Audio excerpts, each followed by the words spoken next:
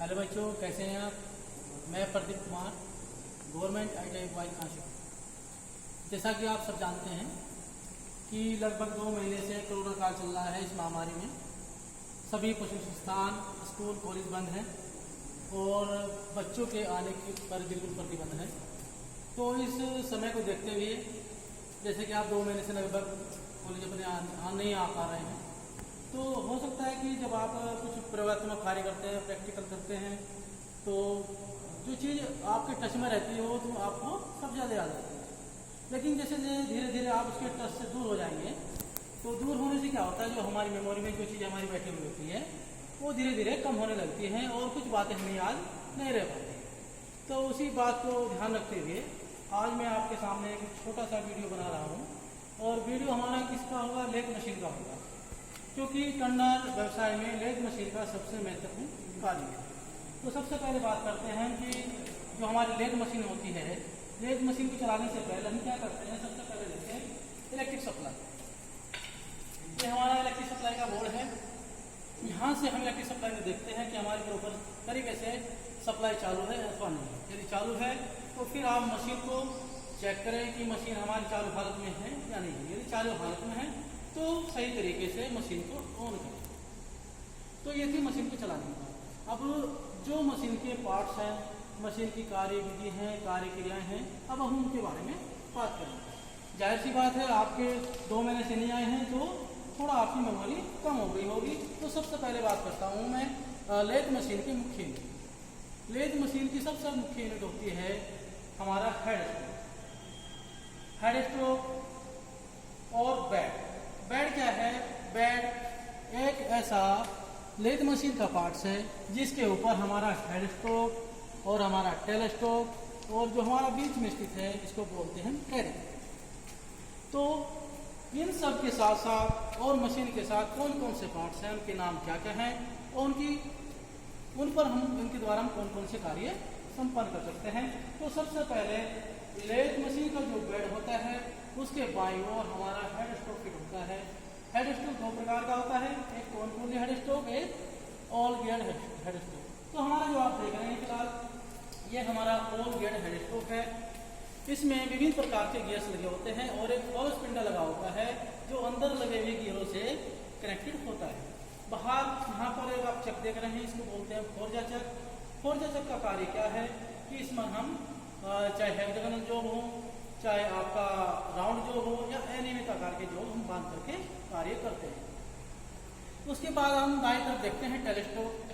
टेलीस्ट्रोक एक lathe machine का मुख्य पार्ट्स है जिसका प्रयोग लंबे कार्य को सहारा देने के लिए, ड्रिलिंग करने के लिए, रीमिंग करने के लिए तथा कभी कभी टैपिंग करने के लिए भी यूज करते हैं। फिर हमारा है मध्य में कैरेज का जो कार्य है, जब हम लेथ पर ऑपरेशन करते हैं, हमारा जो लेथ चक में बंधा होता है और ये हमारा हैंडव्हील है। हैंडव्हील के द्वारा हम क्या करते हैं, कैरेज को हम दाएं बाएं और बेड पर दाएं बाएं आप चला सकते हैं। इसके ऊपर हमारा क्रॉसलाइड है। क्रॉसलाइड के द्वारा जो कार्य है इसका वो क्या है, हम क्रॉस को आगे और पीछे चला सकते हैं, क्योंकि जब हम ये हमारा टूल हेड है, टूल हेड में टूल पोस्ट बंधा हुआ है और टूल पोस्ट में हम टूल बांधते हैं। जब हम टूल बांध करके कार्य करते हैं तो हाथ से कैरी को चलाना भी होता है, क्रॉसलाइड को भी चलाना होता है। तो क्रॉसलाइड के द्वारा जब हम टूल को डेप्थ कर देते हैं या कार्य करने के बाद जब टूल का कार्य कंप्लीट हो जाता है तो या नया कट लेना पड़ता है, तो हम जो हमारा क्रॉसलाइड है उसको हम पीछे लेते हैं। इस प्रकार से बार बार यही ऑपरेशन इस प्रकार से कार्य की विधि हमें करनी पड़ती है, क्योंकि जब तक हमारा जो बनकर तैयार नहीं होगा। तो इसका पर्पज क्या है कि जो हमारे क्रॉसलाइड है इसका पर्पज जब हम थ्रेडिंग करते हैं, चाहे इंटरनल थ्रेड करते हैं चाहे एक्सटर्नल थ्रेडिंग करते हैं, तब भी इसका प्रयोग किया जाता है। और कैरेज का हमारा प्रयोग बेड को हाथ के द्वारा आगे पीछे या दाएं बाएं चलाने का कार्य किया जा सकता है। उसके उपरांत हमारा क्या है, यहाँ पर है आप देख रहे हैं लीड स्क्रू। लीड स्क्रू का कार्य क्या है, जब हम इंटरनल या एक्सटर्नल थ्रेडिंग करते हैं तब इसका प्रयोग हम थ्रेडिंग के दौरान लीड स्क्रू का प्रयोग करते हैं। यहाँ पर नीचे यहाँ पर आप देख रहे हैं फीड रोड। फीड रोड का कार्य क्या है, जब हम लेथ मशीन के द्वारा जो ऑटोमेटिक फीड देते हैं तो हम जो हमारी फीड रोड है उसके द्वारा देते हैं। हम इसके द्वारा क्रॉस स्लाइड को आगे पीछे चला सकते हैं और कैरेज को भी दाएं बाएं चलाया जा सकता है। यहाँ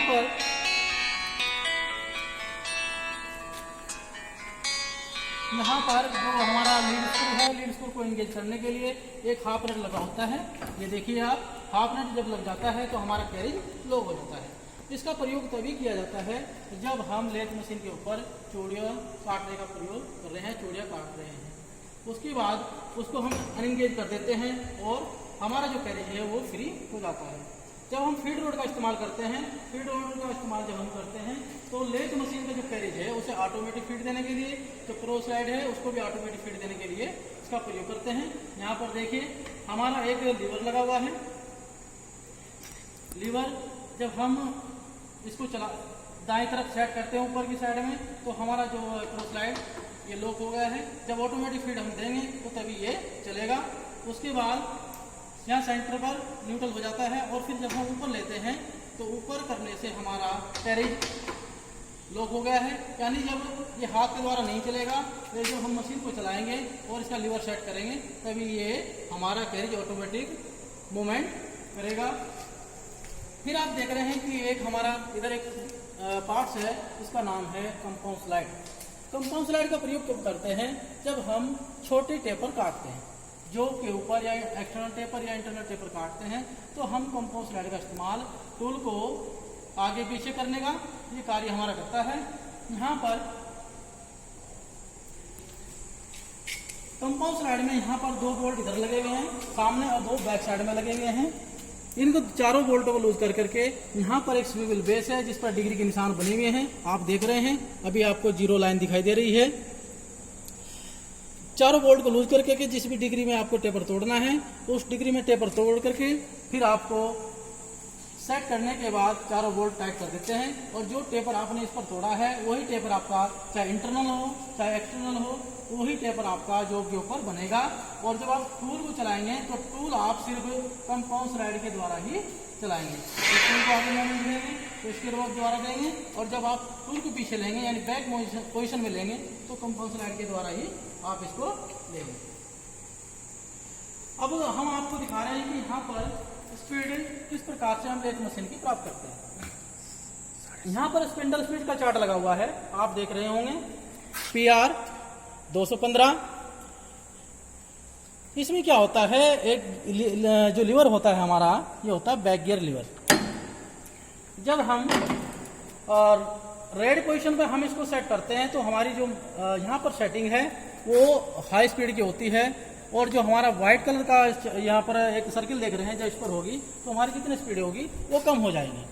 यहाँ पर जो आप लीवर देख रहे हैं इनके द्वारा हम स्पिंडल की जो स्पीड है उसको सिलेक्ट करके जो हमारी लेथ मशीन का मोमेंट है यानी जो चक हमारा घूमता है वो कितने RPM पर घुमाना है वो यहाँ पर लीवर के द्वारा यानी लीवर के माध्यम से हम उसको सेट करते हैं।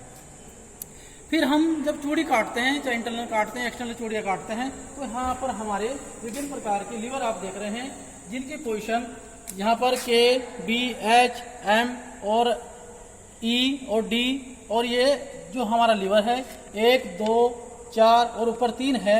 ये सब पोजीशन क्या होता है जो हमारा थ्रेडिंग चार्ट है। यहाँ पर देखिए आप थ्रेडिंग चार्ट देख रहे हैं। विभिन्न प्रकार की चूड़ियों को काटने के लिए यहाँ पर विभिन्न प्रकार की सेटिंग दी हुई है। यहाँ पर 4 प्रकार की सेटिंग है 1, 2, 3, 4 यानी 4 प्रकार के गियर टेन हम इसमें बना सकते हैं। फर्स्ट गियर टेन में कितने पिच की चूड़ी कटती हैं, सेकंड गियर टेन में कितने पिच की चूड़ी कटती हैं, थर्ड और फोर्थ में कितनी पिच की चूड़ी कटती हैं। यहाँ पर गियर को यानी जो हमारे लीवर लगे हुए हैं इनको सेलेक्ट करके चूड़ी काट सकते हैं। लेकिन इस सबसे इम्पोर्टेंट बात यह है कि जब हम चूड़ी काटते हैं फर्स्ट पोजीशन में, यहाँ पर फर्स्ट पोजीशन में चूड़ी काटते हैं तो यहाँ पर एक क्वाड्रेंट चार्ट बना हुआ है यानी जो गियर टेन हमारी है पीछे यानी जो हमारे गियर लगे हुए हैं उनकी पोजीशन दर्शाता है। जब फर्स्ट गियर टेन हम बनाते हैं तो फर्स्ट गियर टेन का चार्ट यहाँ पर होता है जिसमें 24, 54, 48, 24, 48 आदि गियर जो एक दूसरे से कनेक्टेड होते हैं तो ये हमारी फर्स्ट प्रकार की गियर टेन बनती है। इसी प्रकार से सेकंड, थर्ड और फोर्थ गियर टेन भी हमारी बनती हैं। और विभिन्न प्रकार की चूड़ी काटने के लिए भी अलग अलग प्रकार के गियर टेन का इस्तेमाल किया जाता है। ये फर्स्ट गियर टेन के लिए एक निश्चित चूड़ियाँ काटने के लिए यानी कितने प्रकार की 0.5 से लेकर के और हमारा जो 3.5 mm पिच की चूड़ियाँ हैं वो काटी जा सकती हैं। इसी प्रकार इंचज में 32 TPI से लेकर के और 14 TPI की चूड़ियाँ यहाँ पर काटी जा सकती हैं। इससे और ज़्यादा पिच की चूड़ियाँ या उससे और ज़्यादा TPI की चूड़ियाँ काटने के लिए अलग अलग प्रकार की गियर टेन हमें बनानी पड़ेगी। और गियर टेन बनाने के बाद उसी प्रकार से हमारी जितनी पोजीशन है लीवर की वो हमें सेट करनी पड़ेगी। मुझे आशा है कि आपको ये वीडियो पसंद आया होगा और नेक्स्ट वीडियो के लिए मैं फिर आपके पास उपस्थित हूँगा। जब के लिए जय हिंद, धन्यवाद।